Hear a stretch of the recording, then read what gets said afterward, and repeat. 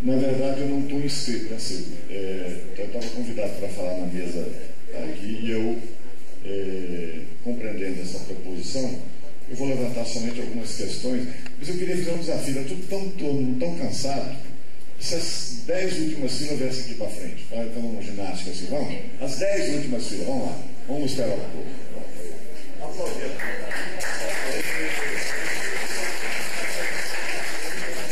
Inclusive o pró-reitor de Cultura e Extensão, que chegou agora com o São Anselmo, que nós recebemos com a salva de palmas, né? Que fez uma revista bonita. O Silvio já elogiou a sua revista aqui, professor, que não é só sua, é da universidade, né?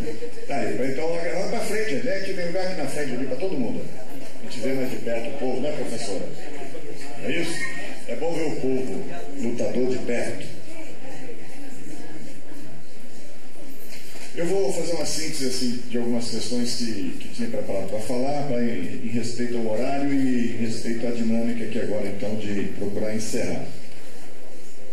Recentemente, teve aqui em Goiânia, não sei se já tem um ano quase, uma fala que eu achei interessante, eu quero começar por ela, de um economista que considera um grande brasileiro. Nós estamos aqui entre geógrafos, biólogos, não é isso? E eu quero começar com a fala de um economista, que é o Márcio Postman. Ele é o atual presidente do IPEA. E ele levantava, com bastante propriedade, acredito, essa questão de que o sistema capitalista, essa crise do sistema capitalista, desde a quebra do banco Lehman Brothers, ela está ajudando a revelar, né, a lembrar mais uma vez, que o sistema de produção capitalista é insustentável, mas não só o sistema de produção, o sistema de consumo capitalista é insustentável.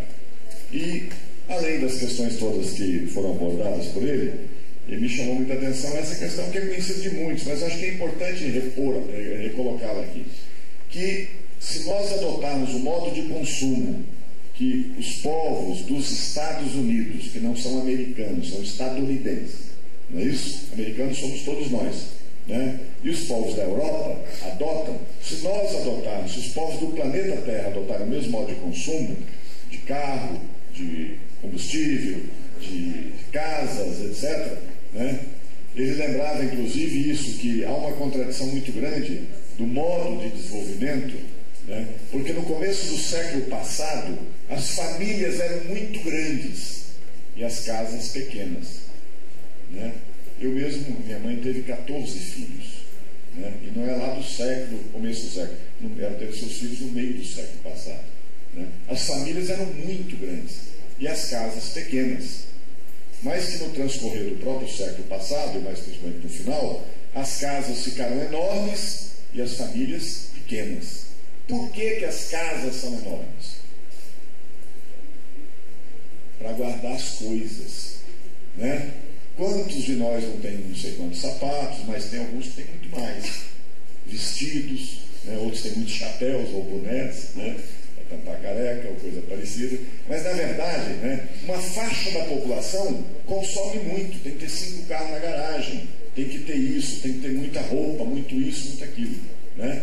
E ele dizendo então que esse modo de consumo ele é insustentável, porque se todos os habitantes do planeta Terra adotarem esse modo de consumo, em particular da população dos Estados Unidos e da Europa, precisa de mais 3 planetas Terra para produzir tudo que há a essa demanda, né? Então, essa insustentabilidade ela se dá na dimensão que o colega, o último orador aqui colocou, o Ranulfo, né? Essa dimensão, eu concordo contigo que o sistema capitalista por si só ele é insustentável, né? Não é isso? Ele gera uma série de contradições e gera violência, mas ele é insustentável ambientalmente também, né, do ponto de vista da natureza. Eu queria levantar assim, algumas coisas de forma rápida, é o seguinte. Mas, além de procurar não repetir o que foi dito aqui. Primeiro,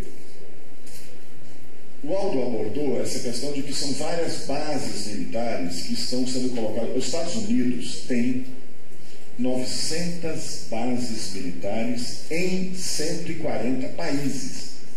Muita gente não acredita nisso. Vocês sabem aonde que eles têm as bases militares? Onde tem fonte energética, principalmente, E agora o bem mais escasso é a água, não é só o petróleo. Então, onde tem essas fontes? E se deixar, eles montam.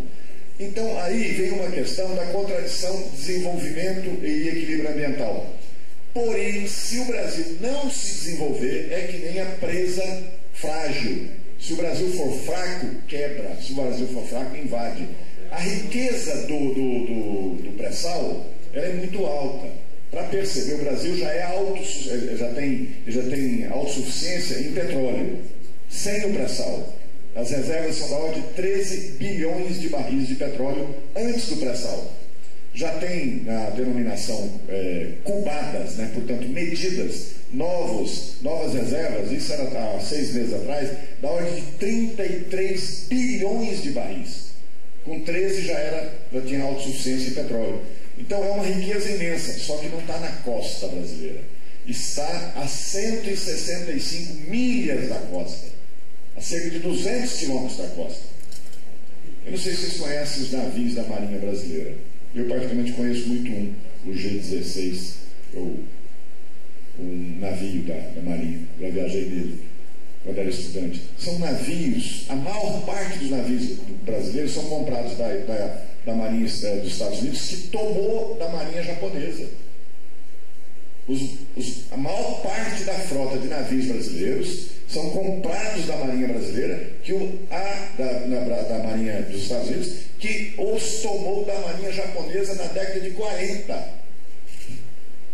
Então, cadê a infraestrutura para defender? Porque petróleo é energia, e onde tem energia eles tomam. Ou eles foram fazer o que no Iraque? Foram procurar as armas químicas do Saddam, que todo mundo sabia que não tinha. Foram controlar fontes energéticas. Então o Brasil precisa se desenvolver. Essa é uma questão fundamental. Agora eu vou para o outro extremo assim, do diálogo aqui, que é a questão seguinte. Nós estamos aqui sediando esse seminário numa cidade nova, muito nova, que é Goiânia, que é uma cidade planejada, bonita, rica, porém, medida numa pesquisa recente, que é uma das cidades mais desiguais do mundo e é a cidade mais desigual do Brasil. Por que será? Que fatores que levam a essa tamanha desigualdade? Quando nós estamos aqui num seminário que debate, né, desenvolvimento econômico, social, meio ambiente e cultura, quer dizer, é preciso abordar e perceber. Acontece que Goiânia, de forma breve, ela concentra o capital realizado em grande parte do centro-oeste brasileiro. E aí essa noção de centro-oeste já foi dita aqui pelo Altair, me parece, essa questão, aquilo que é realizado no Tocantins, grandes fazendas no sul do Pará, no Maranhão, os donos estão aqui. E aqui em Goiânia não tem mais apartamento só duplex ou triplex, já tem apartamento com 4 ou 5 andares, com tudo que seja, o cinema dentro. Então, é uma riqueza imensa, né? Não é que Goiânia é uma cidade pobre, é uma cidade profundamente desigual, que poucos têm muita riqueza, favorecidos por uma lógica de um padrão de desenvolvimento, que eu quero colocar uma questão, que desenvolvimento que temos, porque eu vou levantar aqui algumas ideias, algumas sugestões.